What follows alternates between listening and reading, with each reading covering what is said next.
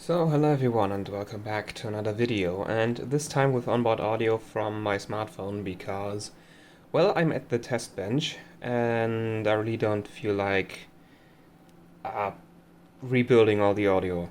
So because the audio from the smartphone is actually it's not studio mic quality, which is what I usually use, but it's still decent. So yeah, this right here is a test bench. Right now I'm running a Ryzen 5 1600, which is what the video is about. There's also a 780 Ti, just random graphics card. The PCI Express riser that I'm using is actually broken, so this one is running at 8x, not 16x. So running benchmarks on this will result in a lower graphics score, but we really don't care about that. What we care about is the CPU. So this is a Ryzen 5 1600 on the Gigabyte AX370 Gaming K7, and yeah, so I've had this CPU for a while, and like usually I'm running a Ryzen 7 1800X in this system, but I've had the 1600 for a while, and I never really tried to max it, never really tried to find where it really overclocks to. I just had a rough idea, but now I've actually found out what it does, and I'm going to demonstrate that.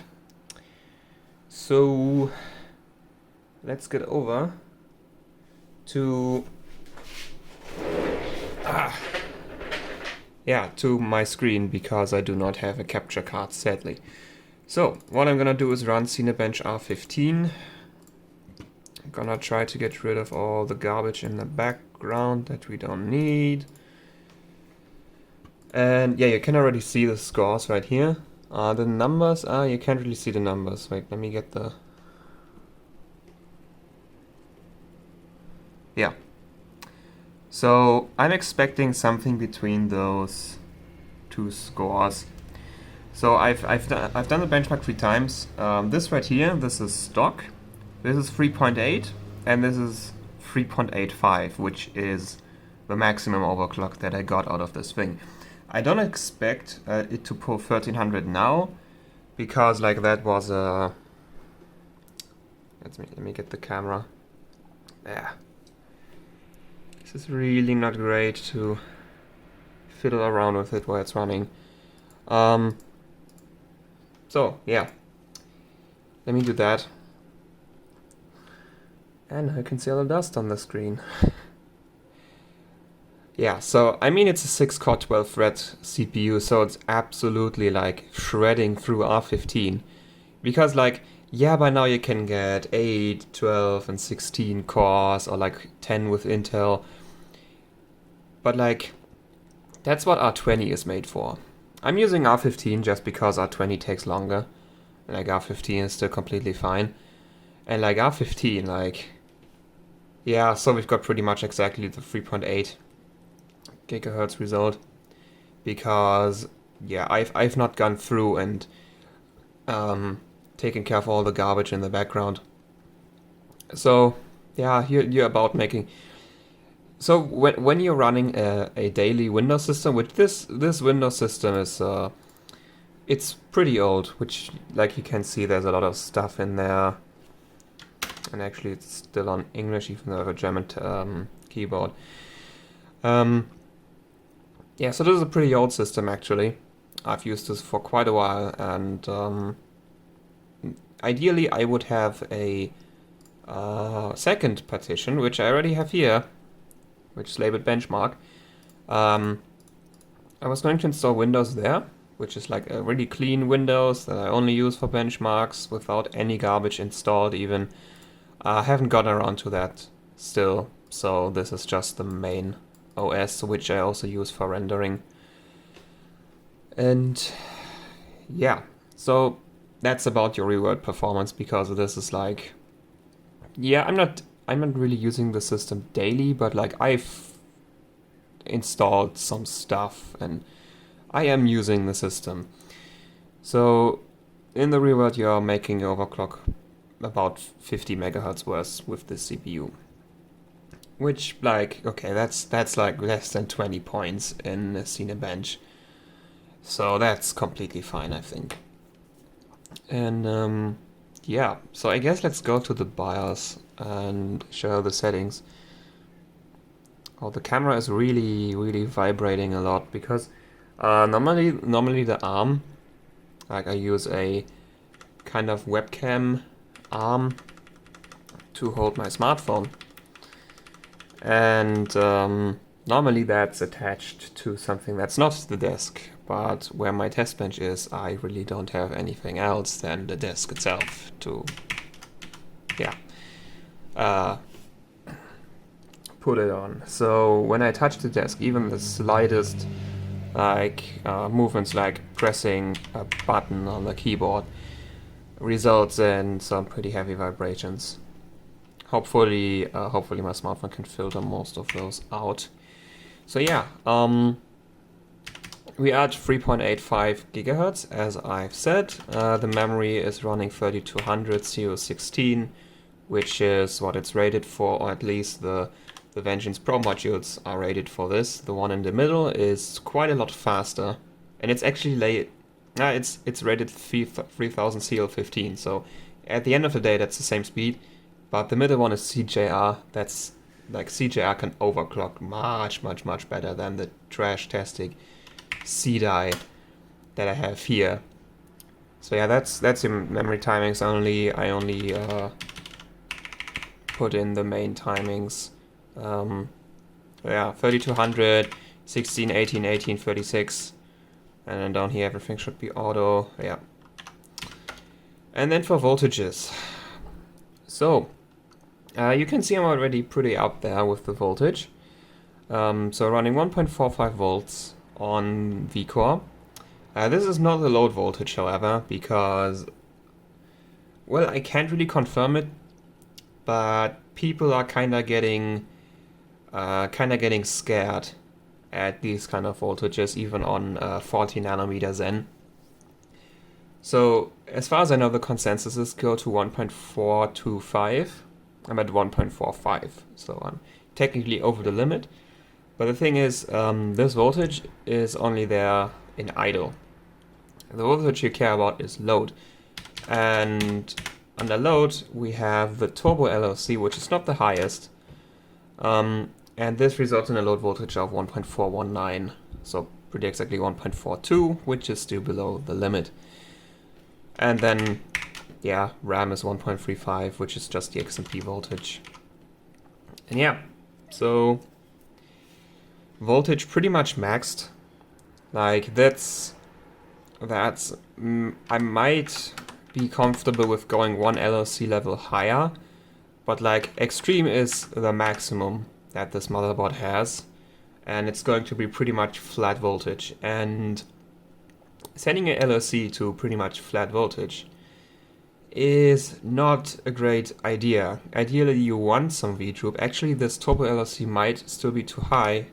I might actually want something like high or even medium. The thing is just I would have to set the idle voltage much higher in that case, and I'm really not comfortable with that. So Turbo at 1.45 it is. And then that's pretty much it. Like I haven't done anything here. Just a pretty easy, dirty static overclock. And yeah, so I've tested this overclock for 2 hours and 10 minutes. So in Prime 95 small FFT. So this is stable. This is like stable. So Prime 95 small FFTs, once we're in Windows, I'm gonna show it for people who don't know what it is. Prime 95, you can download it on Guru 3D, I think, the way afterburner. You launch it, and then you say small FFTs, which is maximum power heat CPU stress. So that's a torture test. This puts the CPU under the highest load possible, and that load is actually unrealistic. You're never going to see a load like that in the real world. So if your CPU gets through this, it goes through everything. So if we launch that right here, we get 12 workers, since we have 12 threads on the CPU. And if you know Open Task Manager, you can see how the CPU is absolutely getting hammered. And here you can see our voltage. We are at 1.491 volts. This is the SVI2 TFN sensor, so this is pretty much the exact voltage that the core of the CPU is seeing. And you can see we're already getting toasty. Like, this is a 6-core on a 280mm AIO with 2 pretty powerful fans running pretty fast. You can already see that this load is very unrealistic. It's actually so stressful and unrealistic that I was not able to test my 1800X with this. Because my 1800X, when I put it on a Prime 95, it gets so hot, so fast, it just shoots right over 90 degrees and crashes. Because, yeah, for an overclock to be stable, you not only need enough voltage, you need your part to be cool enough. So, for most things you overclock, there's like a point where the temperature is getting too high and it's now running less stable. So, for the 1800X, that's pretty much 90 degrees. If it shoots over 90 degrees, you need so much more voltage to have it stable that it's going to get even hotter, and that's just spiraling out of control at this point. So I don't use Prime 95 for the 1800X. I used IDA 64 for that one. Not as heavy, but like in the 1800X, I crashed once. It crashed once on a extremely hot day when I was rendering a video on it. And that resulted in the same problem. Like, the CPU just got way too hot and crashed. I also used IDA on my 8700K in my daily system. That one's, I think, over a year now. It's been running fine. I've had 2 blue screens, both were memory related. So the CPU is completely fine. And yeah, so IDA 64 is fine, it's just Prime 95 is even heavier, and Prime 95 stable is like rock stable. And yeah, so I let this run for 2 hours and 10 minutes. And yeah, so we can call this absolutely stable. And there you can see how the idle voltage is going up, and we peaked at 125 watts. I didn't look at the current one. Let me start it again. I really want to know the average. No, wait. How can I want to start a new? Yeah, new here. So where's our power draw at? 120. Okay, yeah, that's what I was expecting. So yeah, if the power draw is to be trusted, because Ryzen had some problems with this, especially in lower end motherboards. This is Gigabyte's top end for X370. And so I guess we can trust this. Just take it with a grain of salt. Like, if you also have a 1600 and you see completely different numbers, like one of our boards will be lying. And yeah, so so in comparison to the 1800X, the CPU is not really amazing, but I mean, let's just get down to earth. This is a Ryzen 5 1600. I'm comparing it to a Ryzen 7 1800X, the top end CPU of that generation, whereas the 1600 Like, it's not even a 1600X, it's a 1600. That was the value mid-range CPU. So am I surprised that the value mid-range CPU is not reaching the same clock as the absolute top-end CPU of that same generation? No. No, I'm not, because the best silicon is going into the best CPUs. So the 1800X runs 4 GHz at slightly lower voltage than this. I have a friend who has a really good 1800X. He runs 4.2 GHz at also, I think, slightly lower voltage than this. And then this is running 1.38 GHz at pretty much the limit for voltage. Which, I mean, for 1600X, this is, it's not the best. Like, there are some that manage 3.9. 3.9 was pretty much an instant nope on this one. I think some actually go to 4 GHz. But there's also some that only manage 3.7 or 3.75, and with some only go to 3.8, and this is 3.85. So this is actually pretty decent. So at first I was thinking that the CPU is pretty bad, and compared to an 1800X, yeah, it is, but it's not an 1800X, it's a 1600, and for 1600, this is completely fine.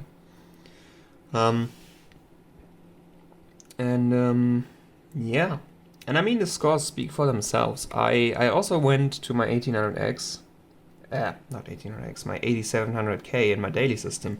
I also ran Cinebench R15 on that one. And the top score I got for my 8700K was 1450, whereas this was 1300.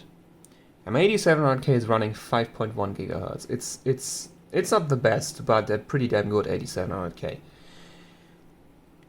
And so this is practically within like 150 points of a 5.1 GHz 8700K, which is like an i5 10600K now.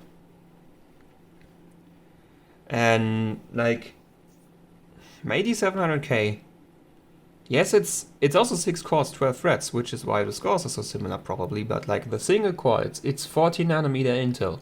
Intel is still using the same architecture. Like, we've had Skylake, we had Kaby Lake, we had Coffee Lake, which is my 8700K, we had Coffee Lake Refresh, we have Comet Lake now. All of those CPUs use the same 40 nanometer, how many pluses we have now, architecture. It's all still Skylake. All those CPUs behave the same, they have about the same single core, they overclock about the same, like it gets very slightly better over time because, well, the silicon is maturing. And, yeah, and like 40 nanometer Intel, well, it's getting out by now. It's running really hot. But like the single core of that is really, really damn good. Ryzen 3rd gen is pretty close to that, but not quite still there. And this is 1st gen Ryzen. I'm not saying 1st gen Ryzen is slow, because it's not. Like, this scores within 150 points of an 8700K, a really damn good 8700K. That's custom water cooled. And so yeah, like, I think, let's just try 3D Mark. CPU scores should be fine. I'm just expecting the graphics card to do not fine, because we're probably still at 8x. Yeah, we're at 8x. So something with the PCI Express riser is just weird. I've had this in my main system. The riser I have in my main system now is actually the one from the test bench, because I was doing maintenance on my main system, and I had to drain the loop and get the graphics card out. And when I put the graphics card back in, performance sucked. And I was like, this is a 2080 Ti, why should the performance suck so much? And then I went into GPU-Z and I noticed, oh, we're at PCI Express 1x at like whatever speed the card is running. Yeah, and a 2080 Ti at 1x 3.0, which is the max, is really damn slow. And I tried a bit, and I never got this riser to run 16x. I always had it at 1x. So I just took the riser from the test bench, put that in, that runs 16x, and then I just thought, well, now I have a wonky riser in my test system. Like my test system, it's easier to do things to my test system than it is to let's just run this to to my main system. So like if there's a weird way to fix this riser, I have a higher chance of fixing it with my test system, not the main system, because I hate building on my main system. It is a spawn of hell. Like seriously, I hate building my main system. It is so painful, because originally what I wanted to do is just add a fan, because I was missing a rear fan, and revert the top fans that were previously exhaust. Now they are intake, which I'm doing because I had extremely negative air pressure. And like, yeah, this is a graphics test. The 780 Ti is even running stock, so the score is gonna suck. And yeah, so like I wanted to change some fans on my main system, but I had to drain the loop because those fans were on a radiator. And while I was at it, I thought, okay, I want to have the graphics card vertically again, because I was having it not vertically.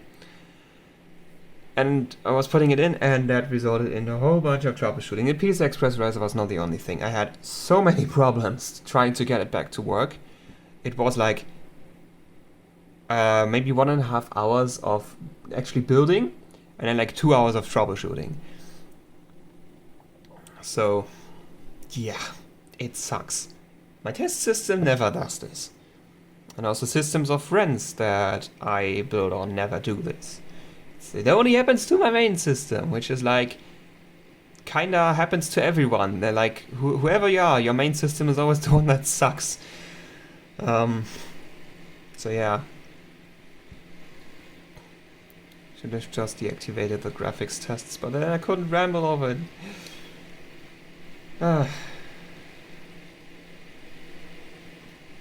Yeah, I actually don't know what FPS to expect, but that looks pretty low. I mean, it's a reference 780 Ti running stock, like what do you expect? So here's the physics test.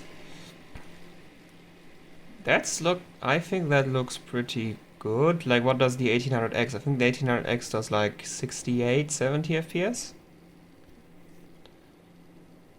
Like the picture looks almost identical, so it's not like lagging. Okay, let's look for combined. I actually don't know what it's going to expect. Yeah, the graphics card is gonna be the bottleneck here, so. Especially because it's running 8x.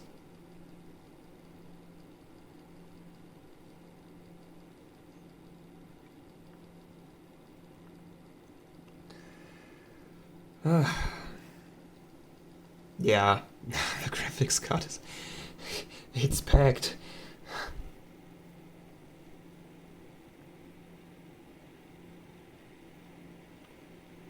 And you can see it's not really doing that much work because it's not even getting hot.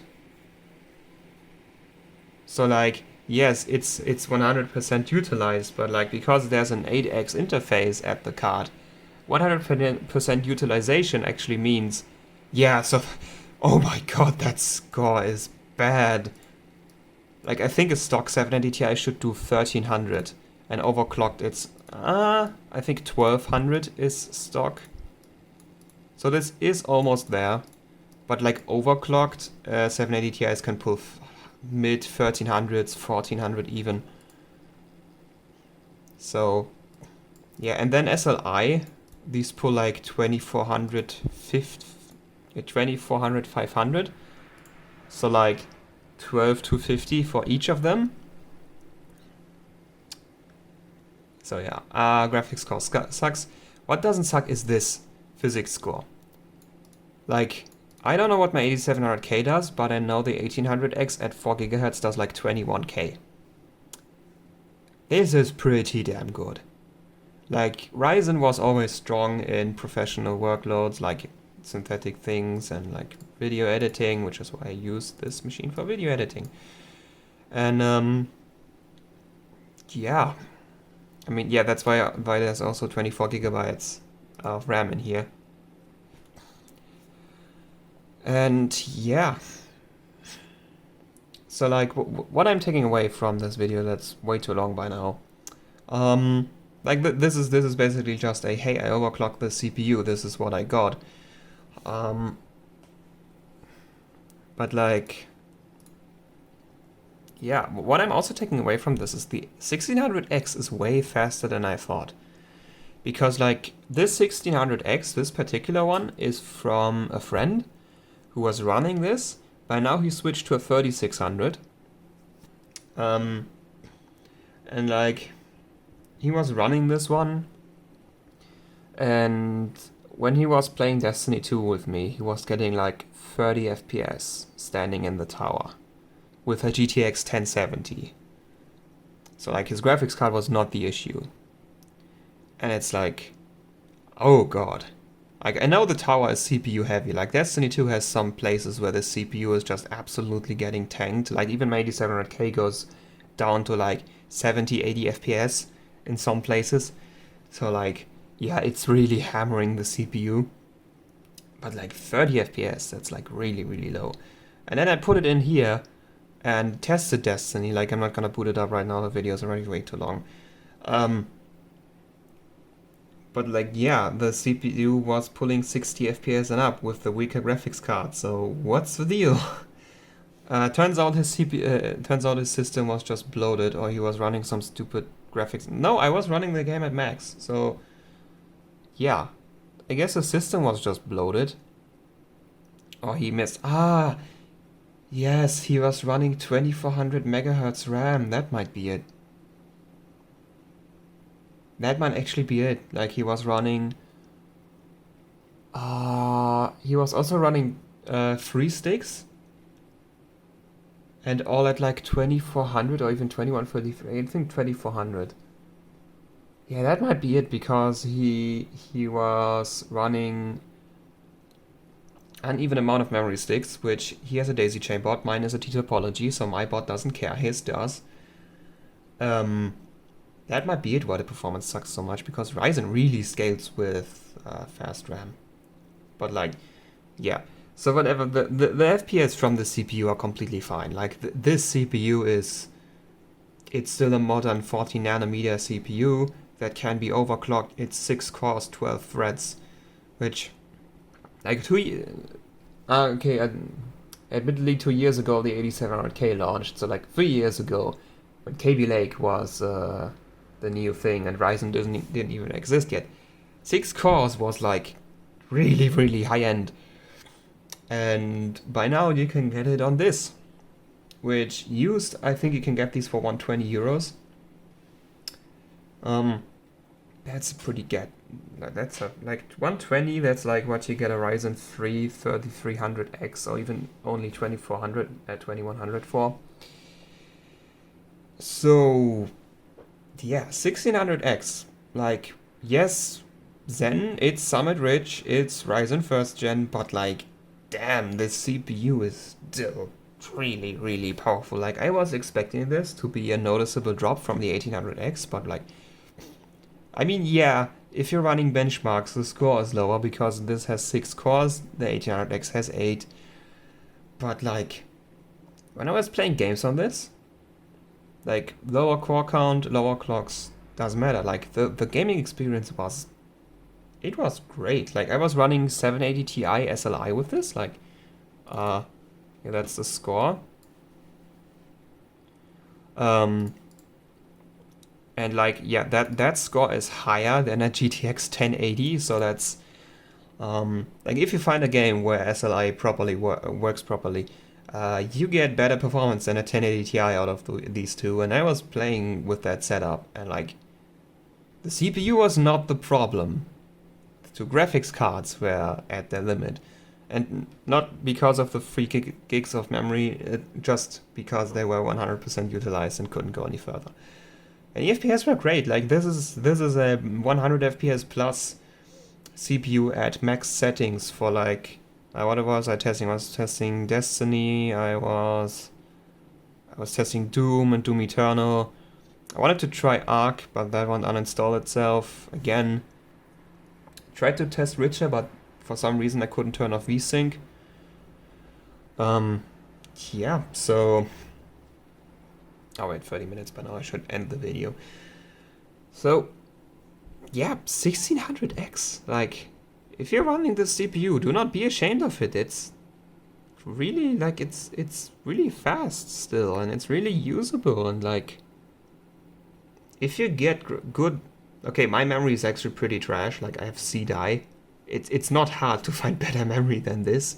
If you get good memory, a board that is okay at overclocking, and you're not running a massive GPU bottleneck, this CPU can serve you many more years. And like even if you do want to change it, it's AM4. Like the only limit is gonna be your motherboard, because like if you're running X370 like me, you might not get support for Ryzen 4th gen. But like 3rd gen is already, if you really want the single core boost or just want more cores, you can get a 3rd gen chip. Though, like for gaming, even for video editing, I was testing video edits on this. It was great. Like it was rendering at the same speed as my 1800X, because I use NVENC for video rendering. So the graphics card was like, so because the CPU and graphics card had to work together, the speed actually, like I didn't notice a difference in speed between the 1600 and the 1800X. Which, like, you might ask, why not just use the CPU then, so you can use it fully? Well, because if I only use the CPU, it's actually getting slower, because CPU not fully utilized, but with help of graphics card, is faster than just CPU. So yeah, that's why I'm doing the NVENC thing. And yeah, so that's pretty much the video. Let's get another shot of our system right here. So yeah, that's the Ryzen 5 1600 overclocked to 3.85 gigahertz, 1.45 volts, Turbo LLC, so load voltage is 1.419 volts. And yeah, I'm really impressed with this CPU. I was not expecting this to do so well. Benchmark score is really great, plays games like better than I thought, like really well. Like, yeah, this is a good CPU. This is a really great CPU. And on that note, I'm gonna end the video. Hope you enjoyed watching, and I'll see you next time. Goodbye.